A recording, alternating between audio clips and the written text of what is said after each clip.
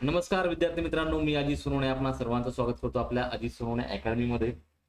आजच्या व्हिडिओमध्ये आपण शिक्षक पात्रता परीक्षा याच्यामध्ये बालमानसशास्त्र व अध्यापनशास्त्र PYQ 2018 ची प्रश्नपत्रिका आपण ॲनालिसिस करणार आहोत। जे विद्यार्थी मित्र आपल्या चॅनलवरती नवीन आहेत त्या सर्वांनी चॅनलला सबस्क्राइब करायचं आहे, व्हिडिओला लाईक करायचा आहे आणि जास्तीत जास्त शेअर करायचा आहे। ओके, चला तर विद्यार्थी मित्रांनो, वेळ वाया न घालवता आपण व्हिडिओला सुरुवात करूया। बघा, आजच्या सेशन मध्ये आपला पहिला प्रश्न आहे, थर्स्टन ने भाषिक क्षमता, स्मृती, संख्या ज्ञान, अवबोध गती, अनुमान, अवकाशयान व समस्या उकल या प्राथमिक मानसिक क्षमतांना प्रमाण मानून खालीलपैकी कोणती बुद्धीची उपपत्ती मांडली? थर्स्टन यांची कोणती आहे? संख्यात्मक उपपत्ती, द्विघटक उपपत्ती, अनेक घटक उपपत्ती, शक्तिवादी उपपत्ती। तर थर्स्टन यांची जी आहे ती अनेक घटक, कोणती अनेक घटक उपपत्ती थर्स्टन यांनी मांडलेली आहे। त्याबद्दल आपण थोडक्यात माहिती घेऊया। बघा, थर्स्टन यांचा अनेक घटक सिद्धांत स्पियरमन आणि थॉर्नडाईक यांनी मांडलेल्या बुद्धिमत्तेच्या सिद्धांतांना थर्स्टन यांनी विरोध केला। स्पियरमन यांनी सांगितलेले G आणि S हे दोन्ही घटक थर्स्टन यांनी अमान्य केले। थॉर्नडाईक यांनी सांगितलेले बौद्धिक वर्तनातील अनेक स्वतंत्र घटकही थर्स्टन यांना अमान्य होते। थर्स्टन यांनी अनेक घटक सिद्धांत मांडला। थर्स्टन यांचे म्हणणे असे की बुद्धी ही अमूर्त चिंतन, यांत्रिक क्षमता तसेच सामाजिक बुद्धी या 3 घटकांनी बनलेली नसून ती अनेक घटकांनी बनलेली आहे। थर्स्टन यांना संशोधनात 7 घटक आढळून आले। प्रत्येक व्यक्तीमध्ये हे 7 घटक कमी जास्त प्रमाणात असतात असे थर्स्टन यांचे म्हणणे आहे। ओके, आता या घटकांना त्यांनी प्राथमिक मानसिक क्षमता हे नाव दिलेलं आहे। बघा, आता यांनी थर्स्टन यांनी सांगितलेल्या प्राथमिक मानसिक क्षमता कोणत्या आहेत ते आपण एकदा बघून घेऊ, कारण जर कदाचित आपल्याला यावरती परीक्षेला प्रश्न विचारला गेला की थर्स्टन यांनी सांगितलेली प्राथमिक मानसिक क्षमता खालीलपैकी कोणती आहे किंवा नाही, तर आपल्याला त्याचं उत्तर देता आलं पाहिजे। बघा, या ठिकाणी संख्या विषयक क्षमता, भाषिक क्षमता, शाब्दिक ओघवता, स्मृती, तर्क करण्याची क्षमता, अवबोध विषयक क्षमता, अवकाश विषयक क्षमता। ओके, चला पुढील प्रश्न बघूयात।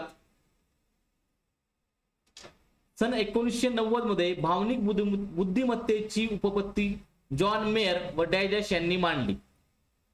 सन 1990 मध्ये भावनिक बुद्धिमत्तेची उपपत्ती जॉन मेयर व टिंबटिंब यांनी मांडली।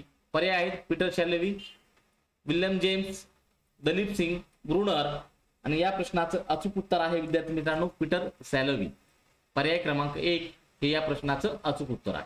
पुढील प्रश्न बघूयात। खाली दिलेल्या मानसिक संघर्षाच्या परिणामापैकी कोणता परिणाम अयोग्य आहे? व्यक्ती वैफल्याच्या तावडीत सापडते, व्यक्तीच्या युक्तीतील जोम वाढतो, विषम समायोजन घडून येते, व्यक्तीचा शक्तिक्षय होऊ लागतो। या प्रश्नाचं अचूक उत्तर असेल विद्यार्थी मित्रांनो पर्याय क्रमांक 2, व्यक्तीच्या युक्तीतील जोम वाढतो। पुढील प्रश्न बघा, बड्या व्यक्तीबरोबर काढलेले फोटो, तिचे आपल्याला आलेले एखादे पत्र इतरांना दाखवून छाप पाडण्याचा प्रयत्न करणे म्हणजे संरक्षण यंत्रणेचा कोणता वापर आहे? कृतक समंद्रण, प्रतिपूरण, विस्थापन, तादात्म्य। आपण मागच्या व्हिडिओमध्ये हा प्रश्न असाच पाहिला होता, सेम ॲज इट इज प्रश्न होता तो। या प्रश्नाचं अचूक उत्तर असेल पर्याय क्रमांक 4, तादात्म्य। पुढील प्रश्न बघूयात। 2 समान अध्ययन परिस्थितीमधील विषयांत ज्ञान, तंत्र, कौशल इत्यादी घटक व उद्दिष्टे यामध्ये समानता असेल तर अध्ययन संक्रमण होते। ही समान घटक उपपत्ती खालीलपैकी कोणत्या मानसशास्त्रज्ञाने मांडली? पॅव्लॉव, बॅगले, जड, थॉर्नडाईक। आणि या प्रश्नाचं अचूक उत्तर असेल विद्यार्थी मित्रांनो थॉर्नडाईक यांची काय आहे? समान घटक अध्ययन उपपत्ती। ओके, एडवर्ड थॉर्नडाईक हे काय आहेत? अमेरिकन मानसशास्त्रज्ञ आहेत। त्यांनी इसवी सन 1874 ते 1949 पर्यंत त्यांनी काम पाहिलेलं आहे। म्हणजे त्यांचा थोडक्यात जन्म 1874 ते 1949 लक्षात घ्या। आणि एडवर्ड थॉर्नडाईक यांनी जे म्हणजे थोडक्यात आपण ते पाहिलं होतं मागच्या व्हिडिओमध्ये, कोणतं? कूक, पेटिका आणि मांजर। त्याच्यामध्ये काय की प्राणी चुकत काय शिकतो, सतत धडपडत राहिले की यश मिळते। म्हणजे थोडक्यात ते मांजराला काय ठेवलं होतं? बाहेर मासे ठेवले होते, ती एका पेटीमध्ये त्याला बंद करून ती दोरी ठेवली होती। ती दोरीने ओढली की त्याला लगेच ते काय मासे दिसतील, तो खाईल, दरवाजा उघडतो त्याने। म्हणजे थोडक्यात काय तर प्राणी चुकत शिकत असतो असं कोणी मांडलं तर एडवर्ड थॉर्नडाईक यांनी।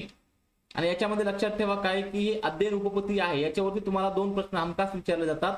त्याच्यामध्ये मग तुम्ही अध्ययन उपपत्तीचे वर्गीकरण, तुम्हाला तो चार्ट दिलेला आहे मी मागच्या व्हिडिओमध्ये, नसेल तर परत एकदा टेलिग्राम चॅनलवर टाकून देतो. त्याच्यामध्ये साहचर्यवादी उपपत्तीमध्ये कोण कोण येतात, थॉर्नडाईक असेल, पॅव्लोव असेल, स्किनर आहे, वॉटसन आहे, ग्रुप डी आहे, हल्ला आहे. ओके, साहचर्यवादीमध्ये.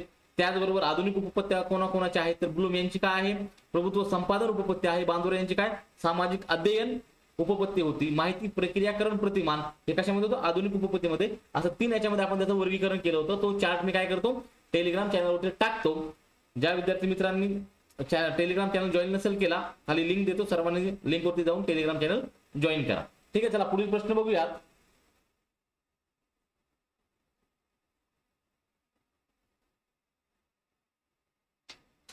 शेषावस्थेतील मूल्यांच्या सामाजिक कौशल्यांच्या विकासाबाबत खालीलपैकी कोणते विधान वैशिष्ट्य सांगते, आपल्याला म्हटलंय काय, वैशिष्ट्य सांगते.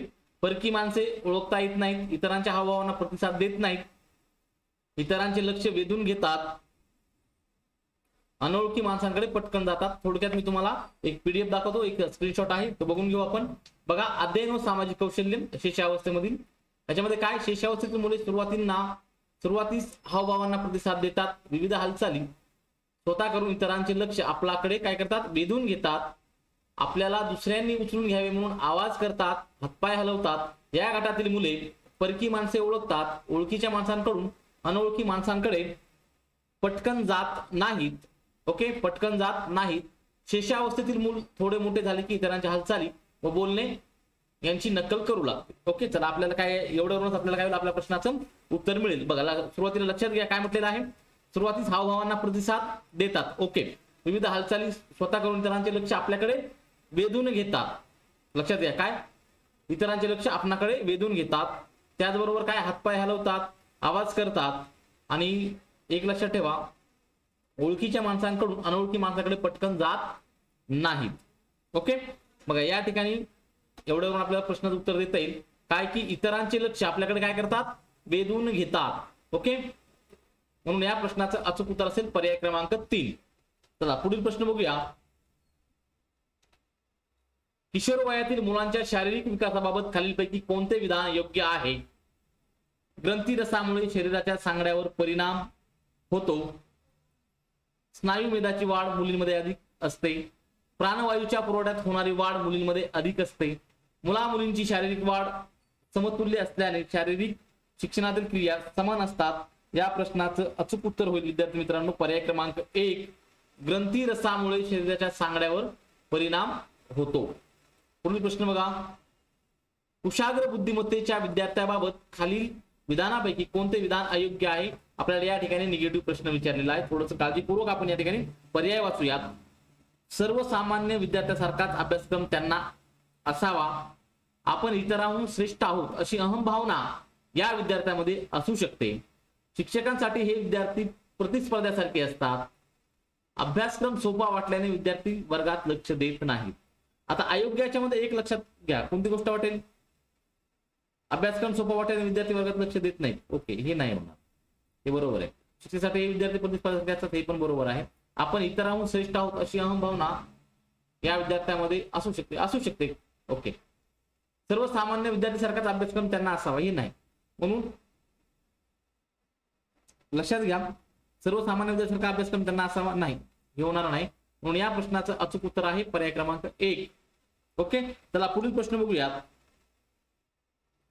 व्यक्तीच्या जैविक देणगीपासून व्यक्तीने जीवन जगेपर्यंत केलेली वाटचाल म्हणजे व्यक्तिमत्व होय. अशी व्यक्तिमत्वाची व्याख्या खालीलपैकी कोणत्या मानसशास्त्रज्ञाने केली. Norman Yelman, G W. Allport, G A. Kimble, J B. Watson.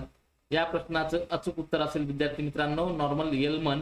आणि एक लक्षात ठेवा, तुम्ही 2013 पासून 2021-23 पर्यंत जरी पाहिलं तरी तुम्हाला हे नॉर्मन येल्मन जे आहे त्या मन या मानसशास्त्राच्या व्याख्या खूप वेळा तुम्हाला रिपीट झालेल्या आढळतील. त्यामुळे काय करा, जे काही ठराविक मानसशास्त्रज्ञ आहेत त्यांच्या व्याख्या तुम्ही पाठ करूनच ठेवा. ओके, त्याच्यामध्ये काही एक्सक्यूज नाही, तुम्ही ते डायरेक्ट पाठच करून टाका. ओके, चला बघूया पुढील प्रश्न. आणि या व्याख्या तुमच्याकडे नसतील तर मी आपल्या टेलिग्राम चॅनलवरती टाकतो, त्या व्याख्या वाचून घ्या, पाठ करा. ओके, चला बघा पुढील प्रश्न.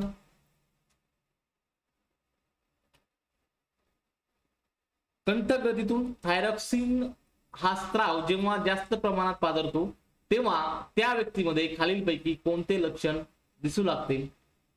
या व्यक्तीला भूक लागत नाही, या व्यक्ती अस्थिर असतात, या व्यक्ती महत्वाकांक्षी नसतात, या व्यक्ती झोपाळू असतात. याच्यामध्ये थायरॉक्सिनचा जर स्त्राव जास्त झाला तर व्यक्तीला भूक लागत नाही. पर्याय क्रमांक 1 हे या प्रश्नाचं अचूक उत्तर आहे, लक्षात ठेवायचं. बघा पुढील प्रश्न,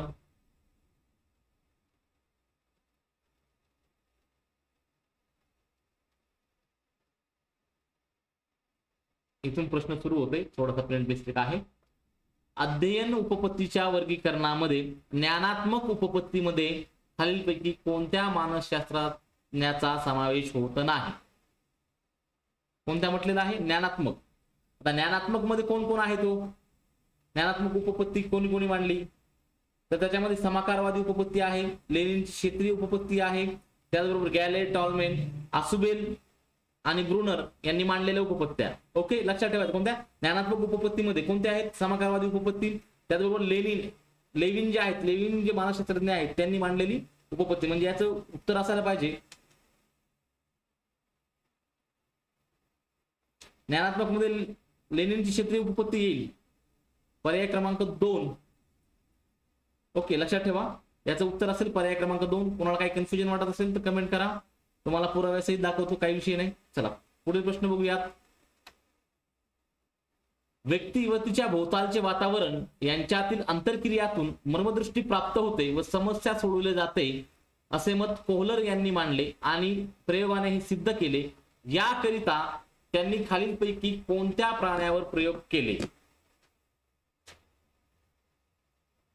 तो जो प्रयोग होता तो सुलतान नावाच्या चिंपांजीवर केला होता, बरोबर आहे. म्हणून याचं अचूक उत्तर असेल पर्याय क्रमांक 3. आणि कुत्र्यावरती प्रयोग केला होता पॅवलॉव यांनी, लक्षात ठेवा.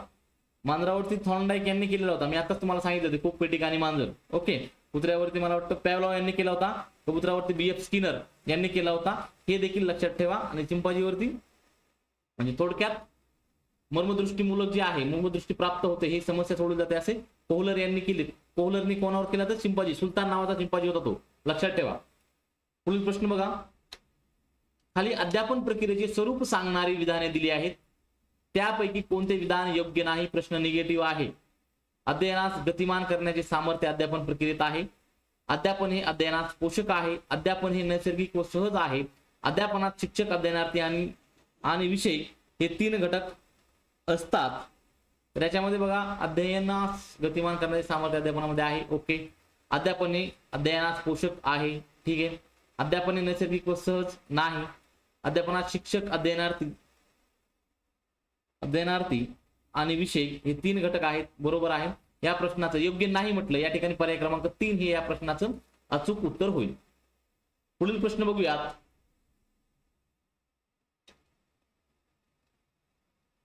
बघा,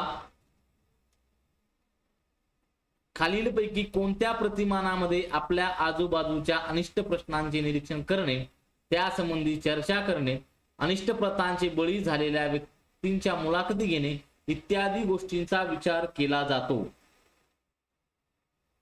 व्यक्तिगत विकास प्रतिमाने नाही होणार, सामाजिक आंतरक्रिया प्रतिमाने, ज्ञान प्रक्रियाकरण प्रतिमाने, वर्तन परिवर्तन. याच्यामध्ये बघा थोडक्यात काय की आपल्या आजूबाजूला म्हटल्यानंतर काय होईल? या ठिकाणी सामाजिक आंतरक्रिया प्रतिमाने, लक्षात ठेवा. पर्याय क्रमांक 2 हे या प्रश्नाचं अचूक उत्तर असेल. चला पुढे बघूयात. अध्ययन म्हणजे अशी कृती की जी कृती नव्या परिस्थितीला प्रतिसाद देण्याचे आयोजन करते, अशी व्याख्या खालीलपैकी कोणत्या मानसशास्त्रज्ञाने मांडली? ही व्याख्या जी आहे जॉन लॉक, जॉन हार्वर्ड, विल्बरश्रॉम नाही, गॅरेट यांनी मांडलेली आहे. अध्ययन म्हणजे अशी कृती की जी कृती नव्या परिस्थितीला प्रतिसाद देण्याचे आयोजन करते, अशी व्याख्या खालीलपैकी गॅरेट यांनी मांडलेली आहे, लक्षात ठेवायचे.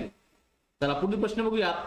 खाली दिलेल्या अध्ययन विषयीच्या विधानांमध्ये कोणते योग्य नाही? प्रश्न निगेटिव्ह आहे आणि परीक्षेमध्ये आपली गल्लत मित्रांनो याच ठिकाणी होते. विधान असत्य ओळखा, योग्य नाही हे ओळखा आणि त्यासाठी प्रश्न व्यवस्थित माइंड कॉन्सन्ट्रेट करून तो प्रश्न तुम्हाला वाचायचा आहे. ओके, जर त्या ठिकाणी तुम्हाला प्रश्न निगेटिव्ह विचारला आहे की पॉझिटिव्ह विचारला आहे हे अगोदर कन्फर्म करणं गरजेचं आहे. ठीक आहे, बघा पुढील प्रश्न बघूया काय आहे. विधानांमध्ये कोणते विधान योग्य नाही? वाढत्या वयात होणारे नैसर्गिक बदल हे अध्ययनच होय. अध्ययन प्रक्रियेत अनुभव घेणे व अनुभवातून वर्तन सुधारणे या दोन्ही गोष्टींना महत्व असते. लहान मूल जेव्हा दोन पायावर आधाराशिवाय उभे राहते तेव्हा त्याला अध्ययन म्हणू शकतो. अध्ययन म्हणजे वर्तनातील कायमस्वरूपी घडून येणारा बदल. बघा, अध्ययन म्हणजे वर्तनातील योग्य नाही म्हटल्यानंतर या ठिकाणी काय होईल? पर्याय क्रमांक 1 हे या प्रश्नाचं अचूक उत्तर होईल. वाढत्या वयात होणारे नैसर्गिक बदल हे अध्ययनच होईल की असं नाही होणार ना. बाकी बघा, अध्ययन प्रक्रियेत अनुभव घेणे, अनुभवातून वर्तन सुधारणे या दोन्ही गोष्टींचं महत्व आहे. ठीक आहे, लहान मुलं जेव्हा दोन्ही पायावर, हे देखील अध्ययनच आहे ना. ओके, अध्ययन म्हणजे वर्तनाचं कायमस्वरूपी घडून येणारा अपेक्षित बदल, हे पण महत्वाचं आहे. परंतु वाढत्या वयात होणारे नैसर्गिक बदल हे अध्ययन होणार नाही. ठीक आहे, चला पुढील प्रश्न बघूयात. खाली दिलेल्या मानवी वर्तनातील विकासाच्या 3 पातळ्या आणि त्यांची उदाहरणे यांच्या योग्य जोड्यांचा पर्याय कोणता? बघा, शारीरिक पातळी या ठिकाणी बघा काय दिलेलं आहे? विकासाच्या पातळ्या दिल्या, त्या ठिकाणी उदाहरणं दिलेली आहेत. शारीरिक पातळी, बौद्धिक पातळी, भावनात्मक पातळी. आपल्याला यातील एक तरी माहित असणं गरजेचं आहे. बघा, आता शारीरिक पातळी म्हणल्यावर काय होईल? कल्पना शक्तींचा विकास होणे नाही, अभिवृत्ती निर्माण होणे, निरनिराळी कौशल्य निर्माण होणे. ओके, बरं. बौद्धिक पातळी काय म्हणते? कल्पना शक्तीचा विकास. ओके, हा बघा, बौद्धिक पातळी म्हटलं तर काय होईल? कल्पना शक्तीचा विकास होईल. बघा, ब ला 1 किती ठिकाणी दिलेलं आहे? हा, ओके, चला पुढे चेक करूया आपण, काय विषय नाही. त्यानंतर भावनात्मक पातळी, अभिवृत्ती निर्माण होणे. अभिवृत्ती निर्माण होणे, कल्पना शक्तीचा विकास होणे. हा, भावनात्मक पातळी, अभिवृत्ती निर्माण होणे. आणि शारीरिक पातळी राहिल्या ऑब्विसली एकच आता, कोणतं? निरनिराळी कौशल्य निर्माण होणे. पर्याय क्रमांक 3 हे या प्रश्नाचं अचूक उत्तर असेल.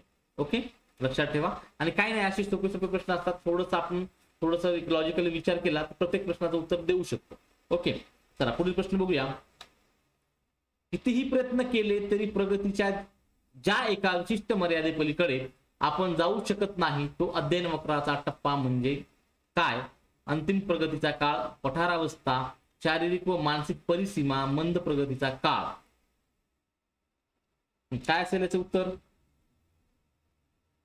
अंतिम प्रगतीचा काळ नाहीये, पठारावस्था पण नाहीये. पठारावस्था मी मागेच तुम्हाला सांगितलं काय असतं ते. ओके, मंद प्रगतीचा काळ पण नाहीये. पर्याय क्रमांक 3 हे याचा अचूक उत्तर असेल, शारीरिक व मानसिक परिसीमा. त्यानंतर पुढील प्रश्न बघा. अर्थपूर्ण शाब्दिक अध्ययनात अगोदर माहित असलेल्या माहितीशी नवीन माहितीची सांगड घातलेली असते. या दोन्ही गोष्टींची जुळणी करणे महत्वाचे असते असे मत आसुबेल यांनी खालीलपैकी कोणत्या अध्ययन उपपत्तीमध्ये मांडले आहे? मी आत्ताच तुम्हाला सांगितलं आसुबेलची कोणती आहे हो? आसुबेल अध्ययन व अनुदेशन उपपत्ती. आता मला वाटतं आपण आजपर्यंत 21, त्यानंतर 16, 18 अशा 3 प्रश्नपत्रिकांचं अनालिसिस केलेलं आहे. आणि प्रश्न तेच प्रश्न आहेत, रिपीट होतात, लक्षात घ्या. त्यामुळे तुम्हाला PYQ खूप इम्पॉर्टंट आहेत. ओके, बघा या ठिकाणी काय लक्षात ठेवा, आसुबेल यांची कोणती आहे? अध्ययन व अनुदेशन उपपत्ती. खालीलपैकी कोणत्या मानसशास्त्रज्ञाने अनुवंशात संबंधी संशोधन करून अनुवंशाचे नियम मांडले? अनुवंशाचे नियम मेंडेल यांनी मांडलेले आहेत. पर्याय क्रमांक 2 हे या प्रश्नाचं उत्तर आहे. ओके, याच्यात वेळही वाया घालवण्यात मजा नाही. चला पुढील प्रश्न बघा. विद्यार्थ्यांमध्ये आढळणारे व्यक्तिभेद हे भिन्न परिस्थितीमुळे निर्माण झालेले असतात. यासाठी शिक्षकाने व्यक्तिभेदाची शास्त्रीय माहिती घेऊन विद्यार्थ्यांना अध्यापन करावे. हे करताना शिक्षकांनी खालीलपैकी कोणती बाब टाळावी? हे महत्वाची गोष्ट आहे. बाब कोणती टाळावी? उपजत शक्तींचा विकासासाठी योग्य शैक्षणिक संस्कार द्यावेत. ठीक आहे, चलो कोई बात नाही, बरोबर आहे. क्षमतांचा जास्तीत जास्त विकास साधण्याच्या दृष्टीने सुयोग्य परिस्थिती निर्माण करावी. ठीक आहे, चालतंय. सुयोग्य म्हटल्यानंतर काय हरकत नाही. हा, विशिष्ट परिस्थिती निर्माण केली की विशिष्ट प्रकारचा विकास साधता येईल हे गृहीत धरून त्या दृष्टीने प्रयत्न करावा नाही, हे चुकीचे आहे. विद्यार्थ्यांच्या मानसिक व सामाजिक विकासासाठी प्रयत्न करावेत, बरोबर आहे. पर्याय क्रमांक 3 ही बाब टाळली पाहिजे त्यांनी. कोणती? विशिष्ट परिस्थिती निर्माण केली की विशिष्ट प्रकारचा विकास साधता येईल हे गृहीत धरून त्या दृष्टीने प्रयत्न करावेत, हे असं चालणार नाही. ठीक आहे, चला पुढील प्रश्न बघूयात. बघा, बाह्य उद्दीपकासंबंधीची अगदी प्रथम होणारी मानसिक स्वरूपाची क्रिया म्हणजे संवेदना होय. याविषयी खालीलपैकी कोणते विधान असत्य आहे?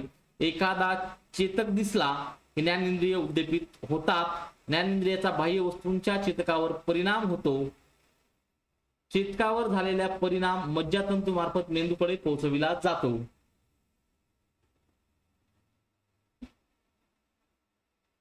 संवेदना या मिश्रित स्वरूपाच्या असतात.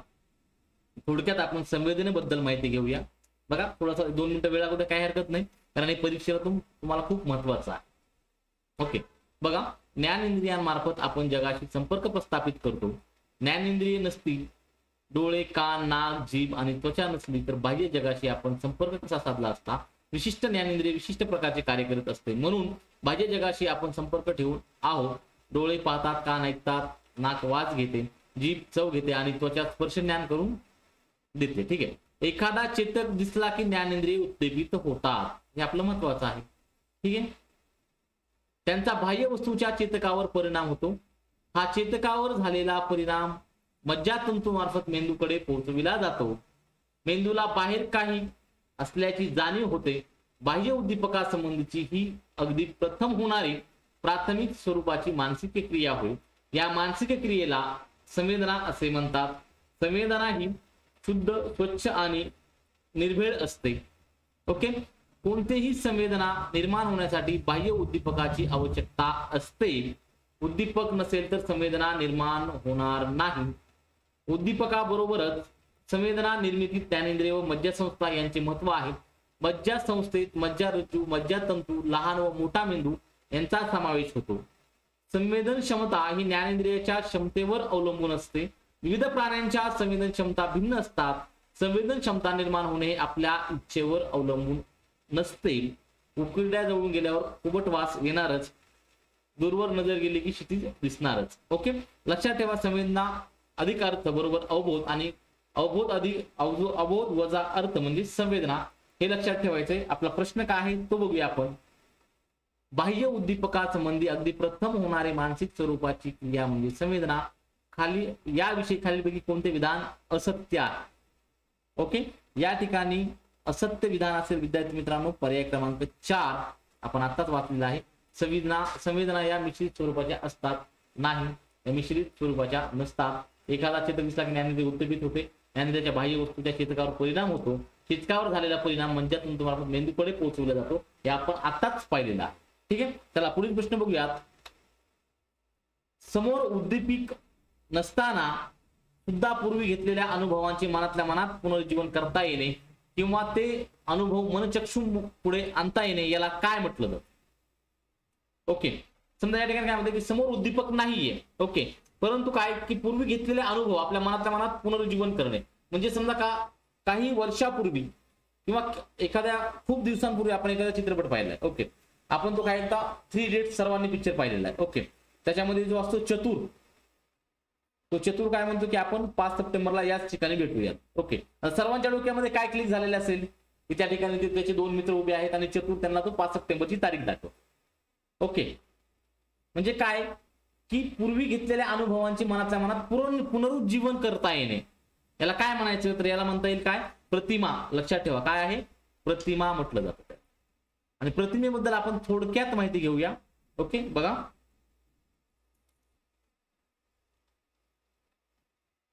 अध्ययनार्थाने घेतलेले अनुभव त्याला मनचक्षु पुढे आणता येतील. समोर उद्दीपिक नसताना सुद्धा पूर्वी घेतलेल्या अनुभवांचे मनातल्या मनात पुनरुज्जीवन करता येते. यालाच काय म्हटलं जातं? प्रतिमा असे म्हटलं जातं. ओके, चला पुढील प्रश्न बघूयात. अवबोधासंबंधी मांडलेल्या समिष्टीवादी दृष्टिकोनाविषयी खालीलपैकी कोणते विधान योग्य नाही? प्रश्न निगेटिव्ह आहे, योग्य नाही हे विचारलेलं आहे. बघा, आपण ऑप्शन वाचूया. आपल्याला कोणत्याही गोष्टीचा अवबोध पूर्णांशाने होतो, भागांश नाही. ठीक आहे, पूर्णांशाने अवबोध होणे म्हणजे वस्तूविषयीच्या गोष्टी साकल्याने लक्षात घेणे. वस्तूचा पूर्ण म्हणजे तिच्या भागांची साधी बेरीज होय. वस्तूचा अवबोध पूर्णांशाने होत असताना तिचा एक भाग आकृती व उरलेले भाग पार्श्वभूमी ठरतात. नाही. या प्रश्नाचं अचूक उत्तर असेल बघा पर्याय क्रमांक 3. वस्तूचा पूर्ण म्हणजे तिच्या भागांची साधी बेरीज. पर्याय क्रमांक 3 हे या प्रश्नाचं अचूक उत्तर असेल अवबोधाचं. ओके, चला पुढील प्रश्न बघूया. चित्रपट पाहून झाल्यानंतर बऱ्याच दिवसांनी चित्रपटातला एखादा प्रसंग जशाच्या तसा आठवणे, एखादा पाहिलेला क्रिकेटचा सामना मनपटलावर जशा तसा साकार होणे हे खालीलपैकी कल्पनेच्या कोणत्या प्रकारामध्ये मोडतं? व्यावहारिक कल्पना नाही, स्वैर कल्पना नाही, पुनरुत्पादित कल्पना आहे. ओके, जसं आपण प्रतिमा पाहिलं होतं त्यामध्ये ते पुनरुत्पादित कल्पना आहे. कोणती? म्हणजे पूर्वीचं आपल्याला जशाच तसं आठवतं या ठिकाणी, काही विषय. ओके, चला बघूया पुढील प्रश्न. पुनरुत्पादित कल्पना विचार करणे ही गुंतागुंतीची प्रक्रिया आहे. यामध्ये खालीलपैकी कोणकोणत्या मानसिक प्रक्रियांचा समावेश होतो? याच्यामध्ये बघा अवबोध आहे, संकल्पना आहे, तर्क, चिकित्सा, स्मरण. या ठिकाणी आपला सरकारी ऑप्शन आहे अबकड सर्व, काही विषय नाही. हा अवबोध, कारण याच्यामध्ये पुनरुत्पादित कल्पना जर तयार करायची असेल तर याच्यामध्ये अवबोध, संकल्पना, तर्क, चिकित्सा, स्मरण या सगळ्या गोष्टींचा उपयोग होईल. ठीक आहे, चला बघूया पुढील प्रश्न. खाली दिलेल्या उदाहरणामध्ये कोणते उदाहरण हे विचार प्रक्रियेतील अवबोधात्मक स्तराचे उदाहरण आहे? एखाद्या विचारावर भाषण देताना विचार करणे, महात्मा गांधींचा फोटो पाहिला की त्यांचा पोशाख राहणीमान यासंबंधी विचार करणे, एखादी कथा लिहिताना विचार करणे, त्यानंतर दिलेल्या विषयावर निबंध लिहिताना विचार करणे. ओके, मग याच्यामध्ये काय असेल? विचारामध्ये काय येईल की समजा एखादा विचार भाषण देताना काय विचार करण्याची आवश्यकता नाही. चला, हा एखादी कथा लिहिताना विचार करणे हे पण याच्यामध्ये मोडणार नाही. अवबोधात्मक स्तराचे उदाहरण विचारलं आपल्याला, विचार निबंध लिहिता हे पण नाही. महात्मा गांधींचा फोटो पाहिला की ओके, काय होईल? पर्याय क्रमांक 2. म्हणजे आपल्याला फक्त महात्मा गांधींचा फोटो पाहिला की त्यांचा पोशाख राहणीमान याच्याबद्दल काय होते थोडक्यात आपण विचार करतो. ओके, चला बघूया पुढील प्रश्न. म्हणजे आजचा आपला सेकंड लास्ट प्रश्न आहे हा. स्मरणाचा प्रमुख घटक ग्रहण यावर परिणाम करणारा एक घटक म्हणजे व्यक्तीची मनोघडण. यामध्ये खालीलपैकी कोणती बाब येते? कोणती बाब येते? क्षेत्राची तीव्रता, अर्थपूर्णता, मानसिक पक्वता, चेतक स्त्रोत.